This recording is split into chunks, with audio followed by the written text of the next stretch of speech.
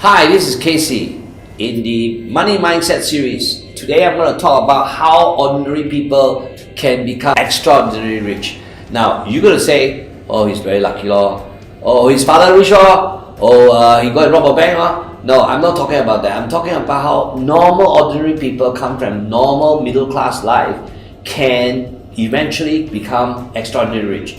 No, I'm not talking about working harder. I know many people work very hard, and still they don't become rich. Agree? So there must be something that a normal person coming from a normal family, without inheritance, without extraordinary striking lottery, but in a very normal way, manage to build wealth and to become rich themselves. Now, how does this happen? Now, I learned this from Robert Kiyosaki. He said there's a lot of difference between the poor, the middle class, and the rich.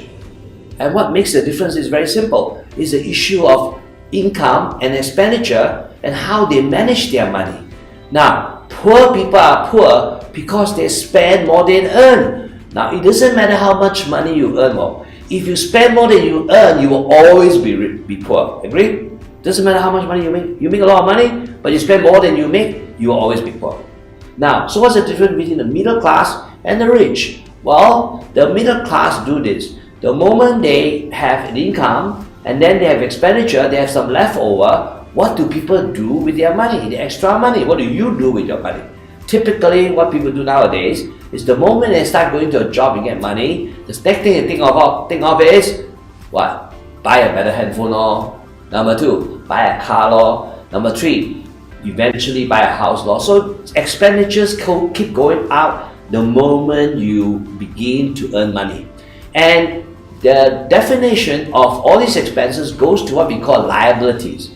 Now, what are liabilities? Liabilities are things that take away your cash flow. You buy a car, and the car that you use is not an asset. Well, the car you use that takes away your installment every month is actually a liability. The house you stay in actually is a liability too, because you have to take away cash flow. Now, the car you buy, you use for Uber or Grab, that's an asset. So most ordinary people, middle class people, when they have extra money, goes toward buying up and accumulating liabilities. Now, how do ordinary people become rich? They don't buy liabilities, they buy assets. So when they buy assets, assets create cash flow. And when assets create cash flow, more money goes to the income. When the more money goes to income, and income after expenditure, more money come out. So it becomes a cycle. As you buy more assets, more income comes out, more income comes, more surplus come out, more surplus go to assets, and you create more and more assets, therefore your wealth increases. Now, what separates the people from middle class and the rich is one thing, and this is very important. This is called delayed gratification. Now, what does delayed gratification mean?